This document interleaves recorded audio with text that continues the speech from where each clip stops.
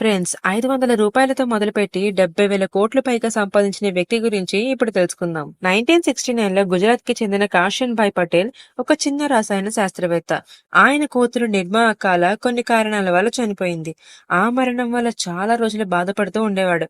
అయితే కొన్ని రోజుల తర్వాత ఆమె కూతురి పేరుతోనే వాషింగ్ పౌడర్ తయారు చేయడం మొదలుపెట్టారు. ఆ టైంలో బ్రాండెడ్ డిటర్జెంట్లు చాలా ఖరీదుగా ఉండేవి. కాషన్ భాయ్ మాత్రం కేవలం 3 రూపాయల ధరకు నాణ్యమైన వాషింగ్ పౌడర్ ను మార్కెట్లోకి తీసుకొచ్చారు. తనే తయారు చేసి తనే సైకిల్ పై తిరుగుతూ అమ్మేవాడు.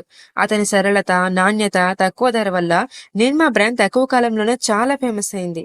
దీనికి సపోర్ట్ గా నిర్మా నిర్మా వాషింగ్ పౌడర్ నిర్మా అనే ట్యూన్ తో టీవీ యాడ్ల ద్వారా ప్రమోషన్ చేశారు.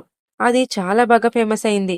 దీంతో వేరే బ్రాండ్స్ అన్నింటినీ పక్కకు తోసేసి నిర్మా నెంబర్ 1 బ్రాండ్ అయ్యింది. కాషన్ భాయ్ పటేల్ సేవలను మెచ్చి ఇండియన్ గవర్నమెంట్ అతనికి 2010లో పద్మశ్రీ అవార్డు పురస్కరించింది. ఇలాంటివే మరిన్ని విషయాలు తెలుసుకోవాలంటే మా ఛానల్ ని సబ్స్క్రైబ్ చేసుకోండి.